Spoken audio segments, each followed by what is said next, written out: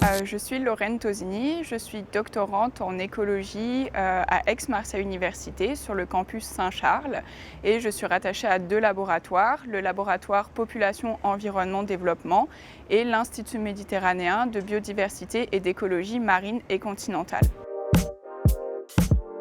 Je réalise ma thèse sur le territoire du parc national des Calanques. En fait, l'actuel territoire du parc national des Calanques a été marqué par un passé industriel qui a laissé des traces dans l'environnement. En effet, au 19e et au 20e siècle, il y avait des industries métallurgiques qui ont généré des dépôts massifs de cendres contaminées en métaux lourds, notamment en plomb et en arsenic. Au fil des années, ces cendres contaminées se sont dispersées sur d'importantes surfaces par le vent et par le ruissellement des eaux de pluie, ce qui fait qu'aujourd'hui, il n'est plus envisageable de dépolluer ce vaste territoire. Il a donc fallu trouver des solutions de gestion de cette pollution du sol en métaux lourds qui intègrent à la fois des enjeux sanitaires liés à ce territoire périurbain fortement fréquenté et également des enjeux de conservation de la biodiversité qui sont inhérents à cette zone protégée. Ces solutions, elles correspondent à de la restauration écologique combinée à de la phytostabilisation.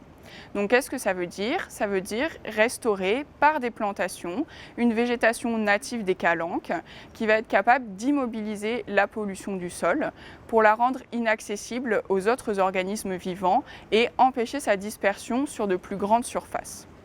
Donc dans ces processus, les plantes ne vont pas agir seules, elles vont avoir des alliés de poids qui sont les microbes du sol des Calanques, c'est-à-dire des bactéries et certains champignons qui vont être en association avec les plantes au niveau de leurs racines.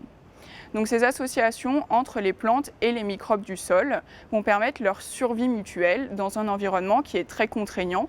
Donc on a un sol qui est pauvre en eau, pauvre en nutriments et pollué en métaux lourds. En fait, les plantes et les microbes du sol peuvent s'entraider pour se nourrir.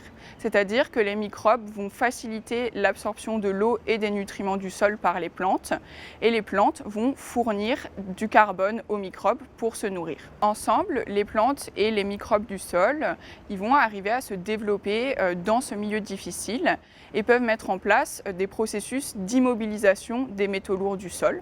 Donc il existe différents types de processus. Les plantes et les microbes peuvent piéger les métaux lourds à l'intérieur de leurs cellules ou bien sécréter dans le sol des substances chimiques qui vont jouer le rôle de colle à métaux. Donc dans quelques années, nous verrons bien si le petit coup de pouce que nous avons donné à la nature va permettre aux plantes et aux microbes des Calanques de se rétablir, de se développer et finalement de stabiliser la pollution du sol.